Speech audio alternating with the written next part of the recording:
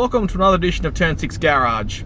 Today I am telling you why you should or shouldn't buy a 2012 to 2021 ZJ, ZK, ZL Mitsubishi Outlander. Now, this generation of Outlander ran for 9 years, spanning 9 model years from 2013 to 2021 model years. And in that time had 3 facelifts and mechanically stayed more or less the same. So, the marketplace is full of these cars, but should you buy one? If you own an old Outlander, is this an upgrade on it? Or is this car one of those cars that they're there for a reason? Sure, they sold well to businesses and fleets, but not a car you'd really want. What is this car?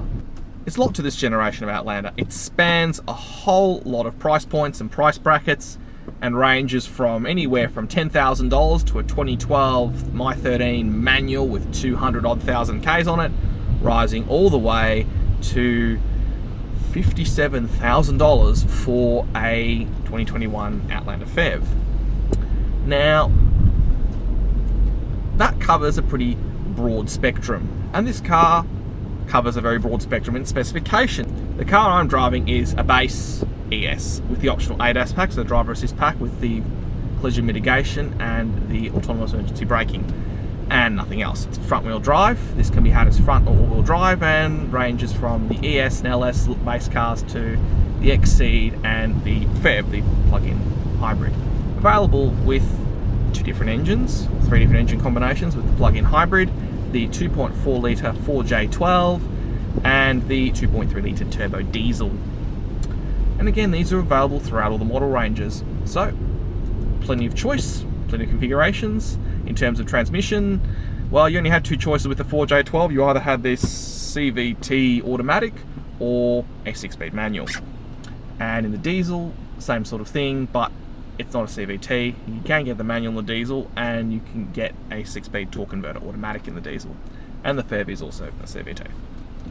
So, lots of choices, lots of combinations, lots of letters and numbers everywhere. How do you make sense of this? Well, first things first, let's have a look inside. So, a base car like this has cloth trim, and has, in this generation, this is a 2020 model year car. This has the touch screen. Early cars didn't. And it has basically the same heat vent controls, power windows. Basically all but the touch screen stayed the same. Now, touchscreen came in for the 2015 model year and has been there ever since.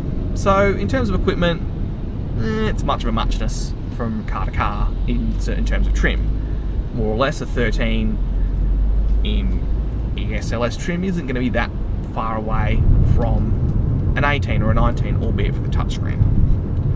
So, while in terms of interior equipment it's relatively the same, there wasn't a whole lot of reason to change it. Seats are quite comfortable, driving position's okay, switches feel okay, not brilliant, but they're not bad either. So, inside, it's not going to put you off. What may put you off this car though is, of course, the driving dynamics. It's not the best car in the world in its class, I can put it that way now. Sportage is a bit more entertaining as a drive, but it's not as terrible as the equivalent RAV4 of this period. Oof. It's average.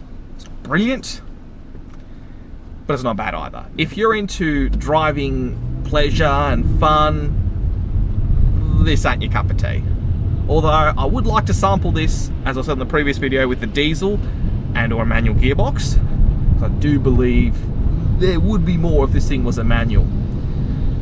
However, in this configuration, the base CVT front wheel drive, no. It does turn a bit better than the all-wheel drive, so it's lighter, although it's not as nice on a day like today in the wet. But again, I'd like to sample this ES with a manual to definitively say what this is like, because the CVT does add a fair bit of weight, and it actually adds it in quite a bad place in most CVTs. It adds it more to one side, skews more to one side, most likely the left-hand side, and it adds more weight, which makes the steering a lot less responsive and a bit more understeery. So if this was a manual, I'd like to see what it's like. The ride's also okay, but again, nothing to write home about. But that's not what you're buying this car for. You're buying it for its practicality. And on that front, it does very well. Now, if you're buying it as a 5-seat, as sort of an estate car or station wagon type car, it's actually a really good idea, because those rear seats are actually really spacious. 6 foot, size 14 fits behind 6 foot size 14, which is really good, unlike many other cars. It's quite roomy back there, both in terms of legroom and in terms of shoulder room. And the boot is very cavernous when you have 5 seats. You put the 7 seats up, the boot is pretty useless.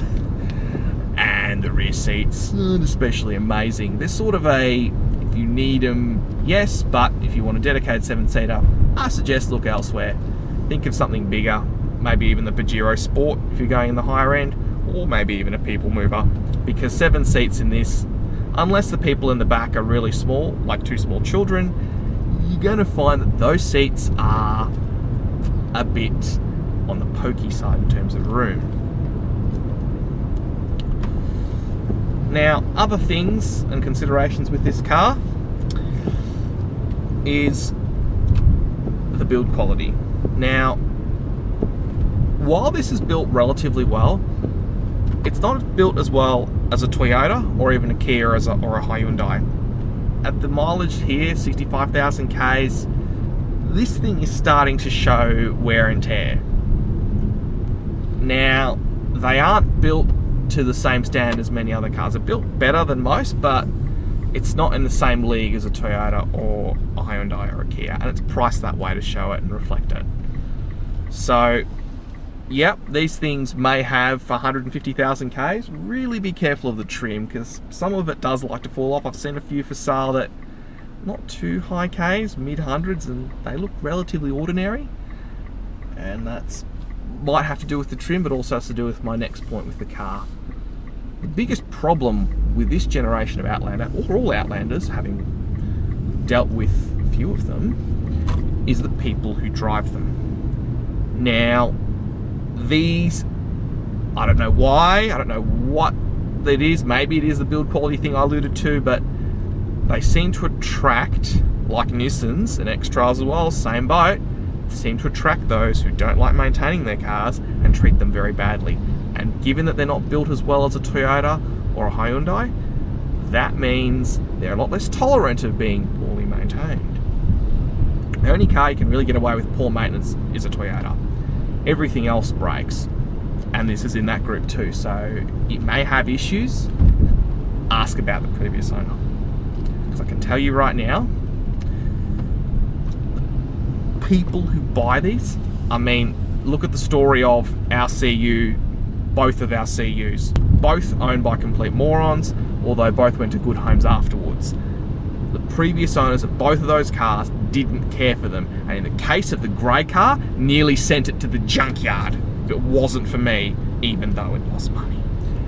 But that car would have been junked because of its previous owner, not because of its own doing, because of the idiot that had it previously.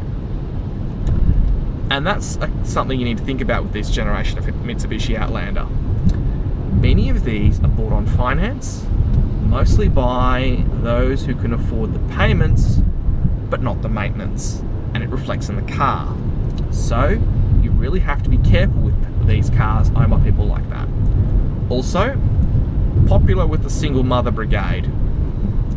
And again, maintenance, where I used to live in Adelaide, which is the South Australian equivalent of Frankston, I saw quite a lot of these and ASXs around owned by specific types of people.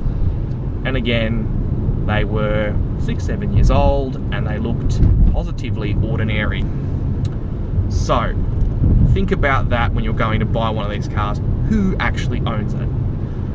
But in terms of mechanical difficulties, your main concern is this transmission, CVT. Now, the manual may say change the transmission fluids at 100,000 kilometers. And may I say, that's a load of crapola. You change the transmission fluid on this car every 50 to 60,000 Ks, and you do it religiously. These transmissions are not forgiving of poor maintenance. Now, Mitsubishi dealers are more conscientious than most, and in my experience, they tend to be a lot better with stuff like this. So if you do say you want to do it, they'll probably do it and they won't fob you off. So I would say if you get one of these with anywhere between 40 and 120,000 Ks, the minute you buy it, change the transmission fluid. Just do it. It's cheaper to do the fluid flush than to blow a gearbox up. The main reason CVTs go out is because of transmission fluid not being changed and metallic debris accumulating, damaging the transmission. Now, with the diesel, you have to consider the diesel particle filter, injectors, and also glow plugs. And given that it's a modern diesel, all the emissions junk with the DPF and the high pressure fuel pump. Now, they aren't as bad as others, but you have to consider this as the car gets older. Because a modern diesel, they've got all this emissions on them, and when they go wrong, they really go wrong. They cost a fair bit of money, big chunk of money. Fuel pumps, the best I've seen on a high pressure fuel pump rebuilt is $800-900, about $850, and with another postage, $950. Yeah, that's the best I've seen on one, and that's all manner of makes and models. Yeah, they cost money. So if you have a if you find a diesel and it's having issues starting or runs rough, I'd really either talk really good price and factor that in, or look for another car. So with that in mind, what should you spend on a car like this? Well, this car here, 19 ES with ADAS, 65,000 odd Ks, you're looking at $30,000 for this car. And yes, I know, I knew this thing was worth 33, and yes, I know the values are probably going to tank. So on a later car, it's not as offensive as a 2020 car, but on a car like this, a 17 onwards, expect these to lose a bit more money than you first thought because of the demand these cars have. They are cooling down, more Outlanders are getting in stock, people are going to buy new ones, but really factor in with a car at that price point, it's going to lose a bit more than you think. Normally, and this is back in 2019 when this was new, an equivalent 4-year-old ES Outlander, two-wheel drive, this sort of case, you were looking mid-low 20s. High 20s for a car with 20-30,000 Ks and about this sort of mileage, mid-low 20s, 23, 24. So it is a bit more. Expect to lose anywhere between $2,000 and $5,000 more than you'd normally bank on. However, where this car makes the most sense to me is, of course, being me and being obtuse, I'd say buy a manual, 12 to 14 manual, under 15 grand. If you find one in good shape, it's stonkingly good value for the car. You get space, you get the price point, the reliability, everything. Yes, okay, there may be things here and there, suspension and trim, again, not properly dealt with, but these are relatively minor things you can deal with. 25 is probably where I would say a car like this, it's the most I would ever want to go on a car like this, because as we start getting into the 30s, it shortfalls dynamically compared to the other cars and the competitions against the Kia, although that car has its issues, as you will see in my Kia Sportage buyer's guide, and against the newer RAV4 after 2019 and later. Again, shortfalls dynamically at that price point. There's a lot of better cars out there for 30 odd grand in terms of dynamics. Heck, even some of the wagons are a lot better. So Mazda 6, even the Commodore's better dynamically, although you have to do consider the parts thing with it, as I mentioned in my Commodore video. To me, 25k is the most I want to go. So that kind of money, if it was going to be an automatic, even though I would like to try the turbo diesel, and if I did a lot of Ks, I'd really consider it. My head says if you keep changing the transmission fluid and maintain the CVT on this, it's likely to give you at least 200 odd thousand Ks. Again, just having seen what's been available in auction, I don't see as many of these as the previous generation, so it is residually licked with the brush of the previous generation cars, which did have CVT issues, quite rampant CVT issues. And these are a bit better, but still you have to consider it as they get older. If it's going to be a CVT order, 2.4 litre 4J12 engine, I'd be saying 17, 18 model car, 80, 90,000 Ks, maybe with ADAS, maybe without ADAS, base ES. I'd go for something like that for about 25 grand, or even a 16 in a four-wheel drive. That's the sort of thing I'd be thinking about. Higher end cars are good, but it's not really why I would buy an Outlander. Main reason I'd ever consider this generation of Outlander is space, value, economy, reliability, and ease of maintenance. To me, if I wanted something a bit more luxurious, I'd buy something different. I'd keep it simple, keep it basic, and basically get a reasonable car for reasonable money.